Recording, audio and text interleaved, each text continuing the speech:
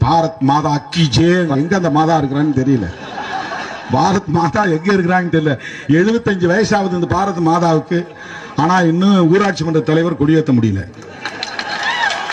இவங்க திரௌபதி முர்முவ தலைவராகிட்டாங்களாம். முர்முவ குடியரசுத் தலைவரா. ஆனா அந்த அம்மா ஊர்லயே எலக்ட்ரிசிட்டி கிடையாது. அவங்க பிறந்த ஊர்ல சொந்த ஊர்ல மின்சாரம் கிடையாது. இது எவ்வளவு பெரிய முரண், நகை முரண். எவ்வளவு பெரிய நகை முரண். நகை முரண்னா எவ்வளவு பெரிய வேடிக்கையா இருக்குது, எவ்வளவு பெரிய ஜோக்கா இருக்குது, எவ்வளவு பெரிய ஃபன்னியா இருக்கு. ஒரு பழங்குடி சமூகத்தில் ஒரு பெண் இந்தியாவின் குடியரசுத் தலைவராக முடியும்.